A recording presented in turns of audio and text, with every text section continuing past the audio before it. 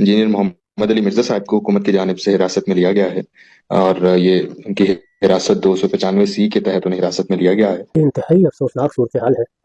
میں تو کسی مسلمان کے بارے میں یہ تصور ہی نہیں کر سکتا کہ وہ رسالت مآب صلی اللہ علیہ وسلم کی بارگاہ میں کوئی گستاخی کی بات کہے گا، کھلا یہ کہ دین کے ایک خادم کے بارے میں یہ خیال کیا جائے۔ یہ کہا جا سکتا ہے کہ فلاں معاملے میں کسی نے غیر محتاط رویہ اختیار کیا، الفاظ کا انتخاب صحیح نہیں کیا، اسلوب درست نہیں تھا۔ اس طرح کے معاملات بارہا ہو جاتے ہیں۔ ان میں بڑوں کا کام یہ ہے کہ وہ توجہ دلائیں۔ اس ملک میں اساتذہ ہیں، علماء ہیں، ہمارے بہت سے اکابر ہیں، ایسی شخصیات ہیں جن کو اپنے علم و فن میں امام کہا جا سکتا ہے۔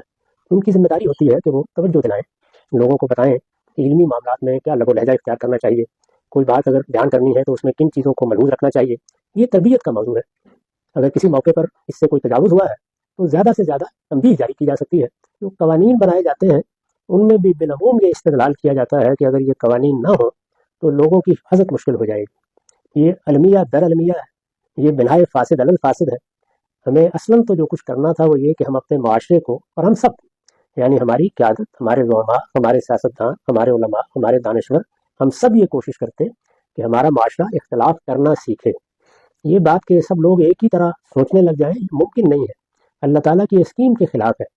ہم جس چیز کی تربیت کر سکتے ہیں یا کرنی چاہیے وہ یہی ہے کہ اختلافات کے آداب کیا ہیں، اختلاف کیسے کرنا چاہیے۔ چنانچہ پھر اسی طرح کے واقعات حوادث سامنے آتے رہتے ہیں۔ یہ انتہائی قابل افسوس بھی ہے، اور سچی بات یہ ہے کہ اس سے رنج بھی بہت ہوتا ہے۔ یعنی کیا ہم اس سے اوپر نہیں اٹھ سکیں گے؟ کیا ہم اس طرح کی چیزوں کو شائستگی اور تہذیب کے ساتھ حل کرنے میں کامیاب نہیں ہو سکیں گے؟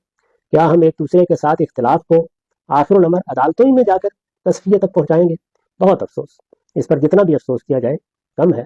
چنانچہ آپ نے یہ پوچھا ہے تو میں آپ ہی کی وساطت سے اپنی قوم کے ذمہ دار لوگوں سے، اکابر سے، علماء سے یہ کہتا ہوں کہ وہ آگے بڑھیں اور اس طرح کے معاملات کو یہ رخ اختیار کرنے سے روکنے کی سمت